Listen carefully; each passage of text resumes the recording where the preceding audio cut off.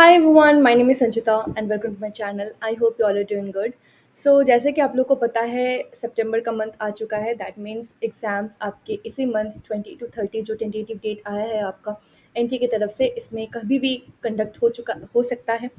तो इस टाइम पे आपको क्या करना चाहिए, ये जो अराउंड 20 डेज़ या 15 to 20 डेज़ आपके पास बचे हैं, तो यहाँ पे सबसे पहले तो आपको रिवीजन करना चाहिए। अभी तक आपका पूरा सिलेबस कंप्लीट हो जाना चाहिए था, और अगर नहीं भी हुआ है तो जल्दी से जल्दी कंप्लीट कीजिए। जितना भी हुआ है उतना रिवीजन स्टार्ट कीजिए, चाहे कंप्लीट हो ना हो। जितना भी आप लोगों ने पढ़ा है उस चीज़ को रिवाइज़ कीजिए। रिवीजन बहुत ज़्यादा इंपॉर्टेंट है। एंड मोमेंट पे जो रिवाइज़ करते हो और रिवीजन जो करते हो वो आपको बहुत ज़्यादा काम आता है। सिर्फ और सिर्फ हम पढ़ते रहे, बस यूनिट कंप्लीट कर लिए बट रिवाइज़ नहीं किए, तो काफ़ी ज़्यादा ना ऐसा होता है कि प्रैक्टिस नहीं हो पाती। Practice at the end moment very very crucial to clear your exam. तो जैसे कि हम लोग एजुकेशन पेपर 2 अपने अनअकैडमी के क्लासेस में पढ़ रहे थे, तो साइड बाय साइड हम अभी अभी अपने यूट्यूब चैनल पे भी उनके रिवीजन कुछ क्वेश्चंस हम लोग करेंगे। क्योंकि इस टाइम पे जितने ज़्यादा आप क्वेश्चंस सॉल्व करोगे, जितना ज़्यादा आप प्रैक्टिस करोगे, उतना ही आप प्रॉफिट में रहोगे, लाभ में रहोगे। तो चलिए आज हम लोग फिलोसॉफी एंड लॉजिक के कुछ क्वेश्चंस देखने वाले। बहुत एक इम्पॉर्टेंट टॉपिक है, इम्पॉर्टेंट क्वेश्चंस भी बन जाते हैं, हर साल इसमें से क्वेश्चंस बनते हैं। तो चलिए स्टार्ट करते हैं आज का सेशन। सेशन स्टार्ट करने से पहले मैं आप लोगों को बता दूं कि मेरा टेलीग्राम पे चैनल है, इसका लिंक आपको डिस्क्रिप्शन बॉक्स में मिल जाएगा, तो उसको चेकआउट करना बिल्कुल मत भूलिएगा। टेलीग्राम पे हम अपने जो अपडेट्स आते हैं या फिर कुछ भी क्लासेस रिलेटेड अपडेट्स या फिर लिंक्स हो गए वो शेयर करते रहते हैं, तो वो आपको थोड़ा सा हेल्प मिलेगा उससे।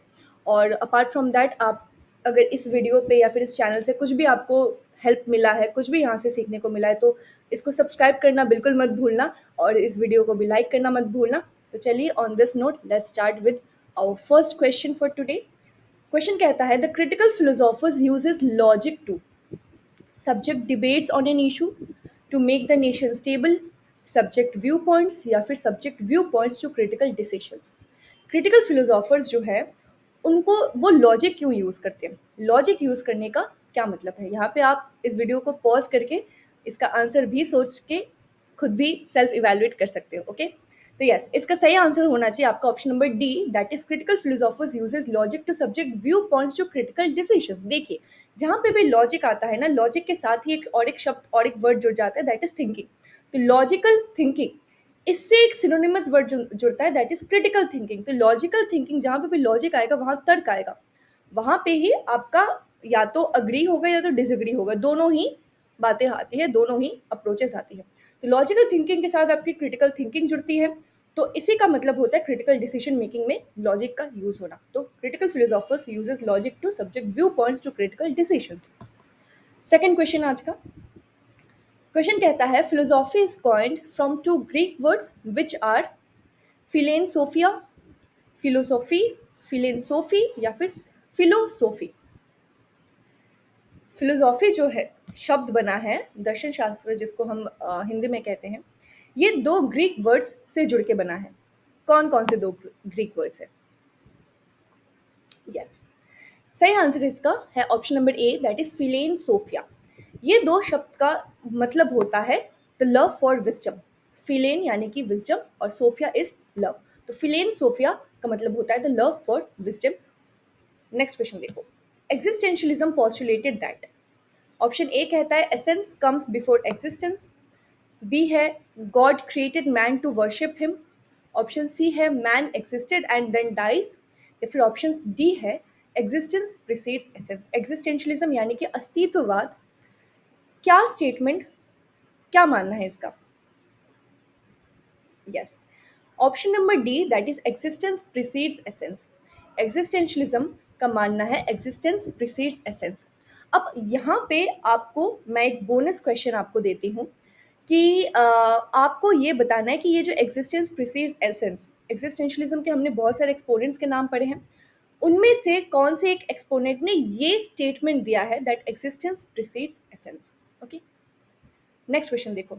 The law of contradiction stated that, law of contradiction क्या स्टेट करता है? ऑप्शन ए कहता है two statements can both be true, all statement are made false, all statement made are false, no answer, या फिर option D कहता है no statement can both be true and false. Law of contradiction stated what? Yes, देखिए, यहाँ पे सही answer होना चाहिए ऑप्शन नंबर डी। कॉन्ट्रडिक्शन का मतलब ही होता है कॉन्ट्राडिक्ट करना, यानी कि कोई भी दो स्टेटमेंट साथ ही में अगर कॉन्ट्राडिक्टेड है, इसका मतलब साथ में ना तो वो ट्रू हो सकते हैं ना तो साथ में फॉल्स हो सकते हैं। अगर पहला ट्रू है तो दूसरा फॉल्स होगा, अगर दूसरा ट्रू है तो पहला फॉल्स होगा। दोनों साथ में या तो ट्रू या तो फॉल्स नहीं हो सकते हैं। तो law of contradiction stated that no statement can both be true and false. Next question कहता है the best way to define philosophy is. Option A is to call an professional philosophers. Option B is to look at the origin of philosophers. Option C is not to define philosophy. या फिर option D is to look at the various ways in which philosophers have presented philosophy. The best way to define philosophy क्या है? दर्शन शास्त्र को आप कैसे बहुत अच्छे तरीके से बेस्ट वे से डिफाइन कैसे कर सकते हो? कौन सा ऑप्शन होगा? Yes. Correct answer is option number D, that is to look at the various ways in which philosophers have presented their philosophy. हम इतने सारे फिलोसॉफी पढ़ चुके हैं, हमारे सिलेबस में एंशियंट इंडियन फिलोसॉफी है, साथ ही में वेस्टर्न फिलोसॉफी है। एंशियंट में हमने संख्या पढ़ा है, हमने योगा पढ़ा है, हमने यहाँ पे बुद्धिज़्म पढ़ी है, जैनिज़्म पढ़ी है, मुस्लिम इस्लामी फिलोसॉफी पढ़ी है।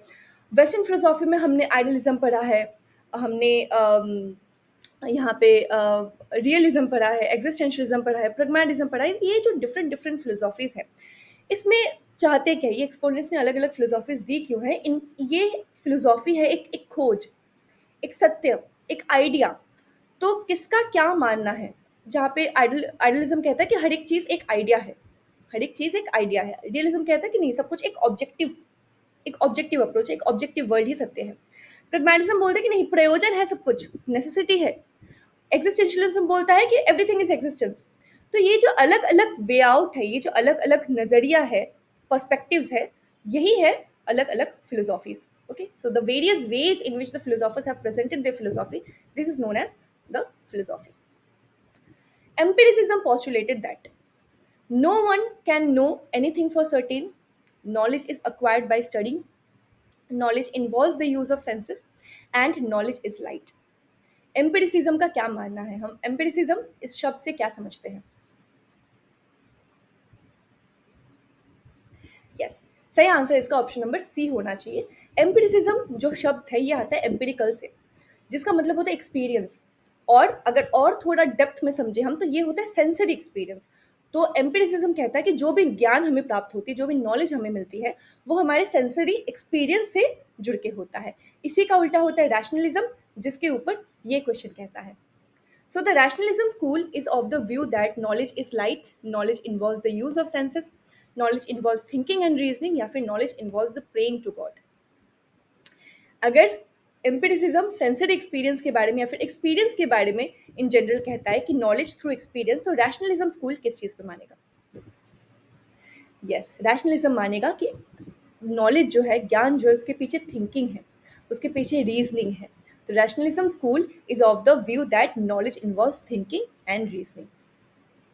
ये क्वेश्चन बताइए। Following are the branches of philosophy except, इन चारों ऑप्शंस में से तीन ऑप्शंस जो है वो फिलोसॉफी है, ब्रांचेस ऑफ फिलोसॉफी है, एक नहीं है। सो कौन सा नहीं है? यस, हमने मेटाफिजिक्स पढ़ा है, ज्ञान मीमांसा, हमने मेटाफिजिक्स पढ़ा है हमने, तत्व मीमांसा। एपिस्टेमोलॉजी पढ़ा है हमने, ज्ञान मीमांसा। कॉस्मोलॉजी पढ़ा है हमने, ब्रह्मांड का ज्ञान। Cosmology is a branch of astronomy. So logic जो है, लॉजिक एक रीजनिंग है, लॉजिक एक रैशनल थिंकिंग है, तो वो फिलोसॉफी का कोई ब्रांच नहीं आता है। ये क्वेश्चन देखो, which of the following postulated that there is no universal knowledge and no knowledge is objective? इनमें से कौन सा जो थ्योरी है, नॉलेज है, ये कहता है कि there is no universal knowledge and no knowledge is objective here?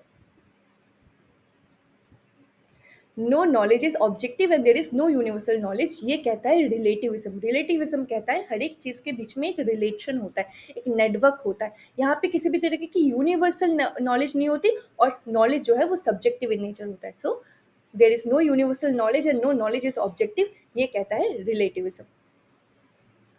ये क्वेश्चन बताइए, who founded the Socratic dialogue? Socratic dialogue किसने सबसे पहले बात कही थी इस चीज़ के बारे में? अनैक्सिमेंडर, हेगल, प्लेटो या फिर थैलेस? इसका सही आंसर हो जाएगा प्लेटो।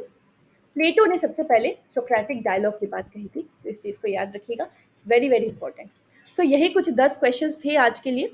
तो अगर ये क्वेश्चंस अगर आपको कोई भी डाउट हो तो कमेंट बॉक्स में आप उसको छोड़ सकते हो।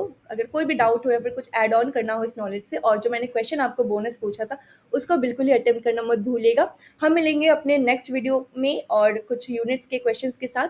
और इस चैनल को सब्सक्राइब करना मत भूलना। अगर इस वीडियो से कुछ भी हेल्पफुल मिला लगा हो आपको तो वीडियो को लाइक करना मत भूलिएगा। और टेलीग्राम चैनल जो है इसको भी आप फॉलो कर सकते हो मेरे। तो चलिए आज के लिए यहीं तक रखते हैं। Thank you so much for watching this video. मिलते हैं हमारे नेक्स्ट वीडियो में। Thank you and take care, bye bye.